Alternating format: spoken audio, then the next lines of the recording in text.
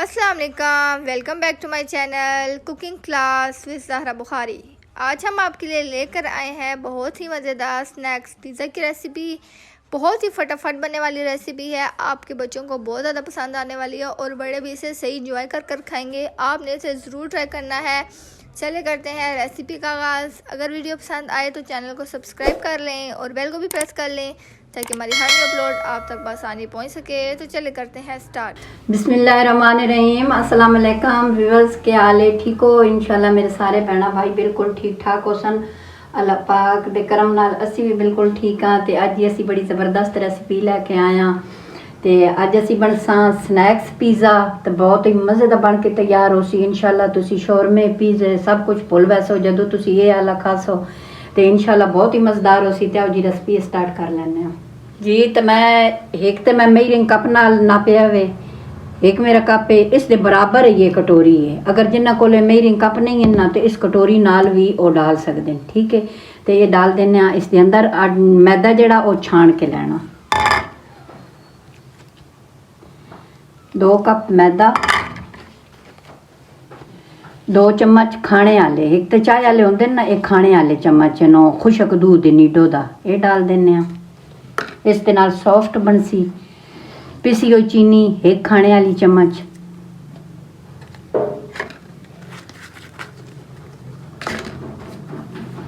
East eastern east dry east ये एक खाने वाला चम्मच भर के इसके अंदर डाल देने। एक चाय वाली चम्मच नमक, चाय वाली चम्मच का चौथा हिस्सा बेकिंग पाउडर है। एक तो बेकिंग सोडा होंदा ना जो पकौड़े डलींदा, वो नहीं है, ये बेकिंग पाउडर है। इसके अंदर 3 चम्मच कुकिंग ऑयल खाने वाले, ठीक हो गया। बस ये चीज़ां जानियां ने इसके अंदर। तो इसकी एक सॉफ्ट जी डो बना लेने। इंशाल्लाह ये पिज़्ज़े नालों भी मज़ेदार हो सी। लाइक शेयर ज़रूर किया करो, चैनल ते न्यू हो तो सब्सक्राइब कर लो। तो मेरी वीडियो अगे भी शेयर कीतियां करो ताकि किसी और का भी फायदा हो सके। असी पानी डालना तो इसमें सॉफ्ट जी डो तैयार कर लेना। नीम गर्म है, बिल्कुल गर्म नहीं है, ज़्यादा गर्म नहीं पाना, नहीं तो थोड़ी जो डो है वो राइज नहीं होने लगी। बिल्कुल हल्का जिस तरह गुनगुना होंदा ना वो वाला पानी है, ज़्यादा ठंडा ना हो जी। तो छोटा गिलास हो इतना मेरा पानी आ हाफ तो भी कम लगा, ठीक है। तो इस तरीके नाल इतनी डो जी सॉफ्ट बनानी, असी ज़्यादा ढिली डो नहीं करनी। 5 मिनट इसकी गुनाई कर लेनी ताकि अच्छी जी साड़ी डो जी नाले जी ईस्ट है ना वो अंदर मैल्ट हो जाए, वो फिर कड़वी होंगी मैल्ट ना हो। अंदर मैं ऑयल ला लिया बाउल के अंदर। तो इसनों काउंटर ते ना मैं सही मसल के 5 मिनट इसकी गुनाई की। ये बिल्कुल सॉफ्ट जी डो तैयार हो गई। इसके उत्ते ला देने थोड़ा कुकिंग ऑयल ताकि उत्ते पापड़ी ना जमे जी। तो इसनों रैप शीट के नाल रैप कर देने। अगर थोड़े कोल शापर है तो तुसी उस नाल कर लो, शापर के अंदर डाल के ना तो उस तरीके नाल भी कर सकते हो जी। इसनों ढक के ते रख देने। इसनों अवन के अंदर अवन चलाना नहीं है क्योंकि उत्ते ठंड नहीं ना होंदी अवन विच। इन्हों होवे तुसी रख के तो अवन चला दियो, या कोई हीट वाली जगह है काउंटर ते तो उत्थे छोड़ दियो। इसनों राइज होने घंटा भी लगता, 2 घंटे भी लगते हैं। हुण वेखो किस टाइम तक राइज होंदी है, जगह का होंदा कि ठंडी है या गर्म है। तो इसनों छोड़ देने अवन के अंदर 1 घंटे वास्ते, फिर घंटे तो बाद वेखते हैं राइज होई है कि नहीं जी। तो स्नैक्स पिज़्ज़ा की फिलिंग तैयार करते हैं। इसके अंदर डालते हैं 2 खाने वाले चम्मच कुकिंग ऑयल, छोटी साइज की ना क्रश की हुई हरी मिर्च, अंदर डाल देने 1 खाने वाला चम्मच भर के अदरक लहसुन का पेस्ट। इस हल्का जहा खुशबू इसकी आने लगे ना फ्राई करके, फिर इसके अंदर प्याज ऐड करना। इसके अंदर डाल देने छोटे साइज का छोटे टुकड़े कटे हुआ प्याज दरमियाने साइज का। इसनों भी हल्का जहा फ्राई कर लेने। 1 मिनट प्याज नूं फ्राई कर लिया। इसके अंदर गाजर डाल देने 3-4 चम्मच छोटे टुकड़ियां कटी हुई। इसके अंदर 3-4 चम्मच शिमला मिर्च, ये भी छोटे टुकड़ियां कटी हुई है। इसनों इन्हां ज़्यादा असीं पकाउणा नहीं है, बस हल्का हल्का।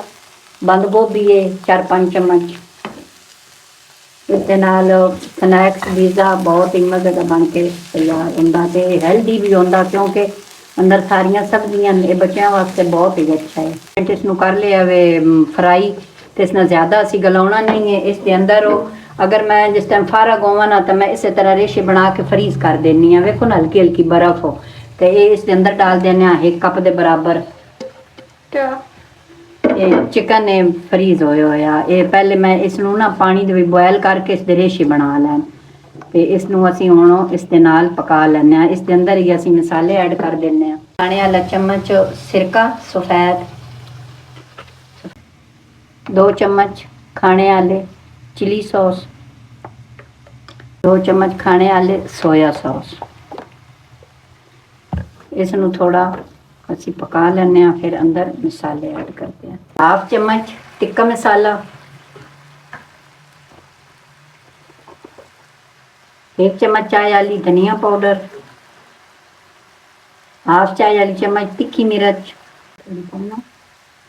चुटकी 1 हल्दी, चम्मच नमक।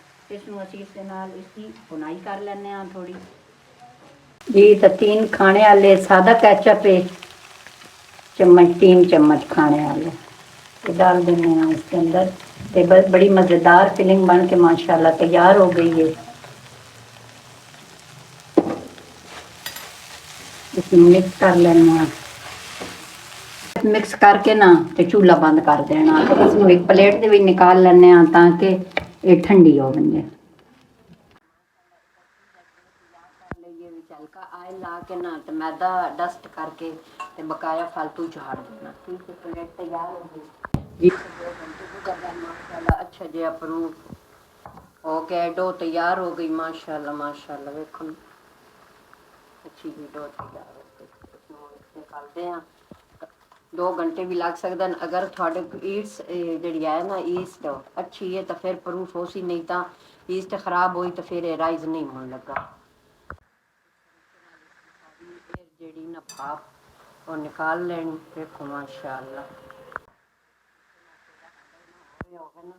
इसकी एयर सारी निकाल के तो फिर इसका इस तरीके नाल पेड़ा बना लेना। इसके ਅਸੀਂ 2 हिस्से कर ले सां।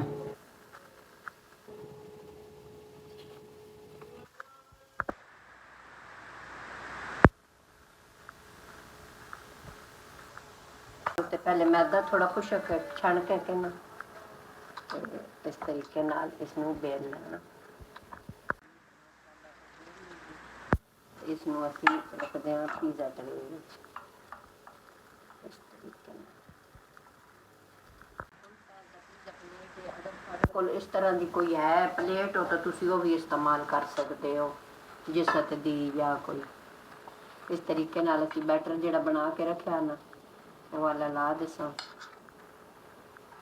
ਮਾਸ਼ਾਅੱਲਾ ਬਹੁਤ ਹੀ ਮਜ਼ੇ ਬਣ ਕੇ ਤਿਆਰ ਹੁੰਦਾ ਹੈ। ਕਿਹੜੀ ਤੁਸੀਂ ਖਾ ਲਿਆ ਤਾਂ ਤੁਸੀਂ ਪੀਦੇ ਸ਼ੋਰਮੈਨ ਭੁੱਲ ਵੈਸੇ ਇਨਸ਼ਾਅੱਲਾ ਲਾਓ। ਲੇਕਿਨ ਮੈਂ ਥੋੜੀ ਥੋੜੀ ਲਾ ਰਹੀ ਹਾਂ। ਇਹ ਤੁਹਾਡੀ ਮਰਜ਼ੀ ਦੀ ਗੱਲ ਹੈ ਅਗਰ ਲਾਉਣੀ ਜਾਂ ਸਾਦਾ ਬਣਾਉਣਾ। लेकिन मैं थोड़ी थोड़ी मोज़रेला चीज़ तो चैडर चीज़ मिक्स हुई है वो ला रही लेने।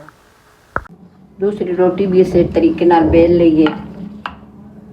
ये असी इसके उत्ते डाल देनी।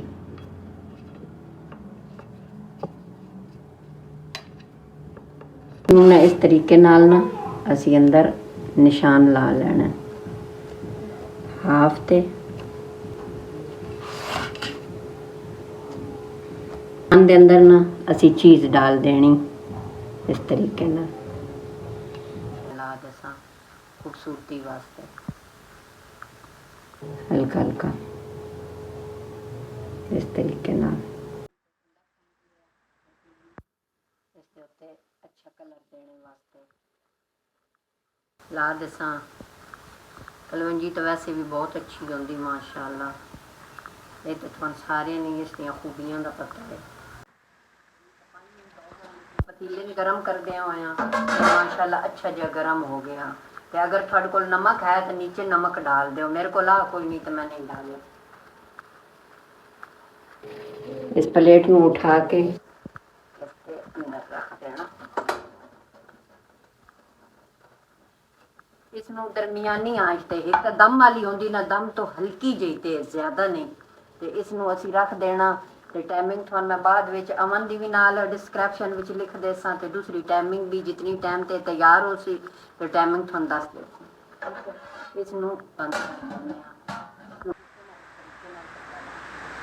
ਮਾਸ਼ਾਅੱਲਾ ਜੀ ਮਾਸ਼ਾਅੱਲਾ, ਚੈੱਕ ਕਰ ਲੈਂਦੇ ਹਾਂ। माशाल्लाह जी साडा पिज़्ज़ा बहुत मज़े का माशाल्लाह बन के तैयार होया। तो इसकी टाइमिंग तो जेड़ा ना आधा घंटा भी लग सकता, घंटा भी लग सकता है, इस वजह तो कि थोड़ी आंच का मसला होंदा कि कितनी थोड़ी आंच है, उस दे हिसाब नाल परेशान नहीं होना। इस दे उत्ते अगर तुसी मक्खन थोड़ा थोड़ा लाना चाहो तो मैं देसी घी ला रही हूँ ताकि इसकी शाइनिंग अच्छी हो। माशाल्लाह जी बड़ा ही आसान तरीके नाल निकल आउंदा। ते इसकी असीं हुण कटिंग भी करते हैं, वेखदे हैं इसकी पोजीशन।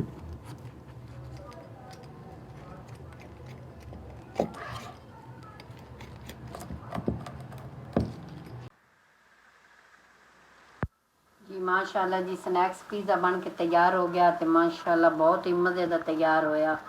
तो इतना सॉफ्ट माशाल्लाह सही दोनों तरफ। स्नैक्स पिज़्ज़ा बन के तैयार हो गया। तो दूसरी गल है, जिस टाइम तुसी पहली रोटी बेलनी ना, उस दे ऊपर तुसी मायोनीज़ अगर लाना चाहो तो उस दे उत्ते ला सकते हो, क्योंकि मेरे बच्चे मुर्तजिज़ बुखारी पसंद ना, तो इस वजह तो मैं नहीं लाया। तो दूसरा बई तुसी थोड़े बच्चों पसंद है तो पहले तुसी मायोनीज़ ला के फिर फिलिंग करो। तो माशाल्लाह बहुत मज़े का बन के तैयार होंदा। इसकी लुक भी चेक कर लो, माशाल्लाह बहुत मज़े का। तो मेहमान आउण तुसी फटाफट बना सकते हो, बच्चों लंच विच दे सकते हो। तो बहुत ईजी तरीके नाल बन पैंदा। ते घर दे विच साफ सुथरियां चीज़ां नाल घर दी बचत दे नाल बहुत अच्छा है पिज़्ज़ा है। तो तुसी ज़रूर ट्राई करिया है, लाइक शेयर ज़रूर किया करो। इस दे नाल जी मैं चाहनी हाँ इजाज़त, अपना ढेर सारा ख्याल रखा है, दुआ में याद रखा है, मेरे वास्ते मेरी फैमिली वास्ते कर दे दुआ। ठीक है जी, अल्लाह हाफिज़। फिर मिलते हैं एक नई रेसिपी के साथ, तब तक के लिए अल्लाह हाफिज़। चैनल को like share comment and subscribe ज़रूर कीजिएगा और बेल को भी प्रेस कर लें ताकि हमारी हर न्यू अपलोड आप तक आसानी पहुँच सके। खुश रहें, आबाद रहें। अल्लाह हाफिज़।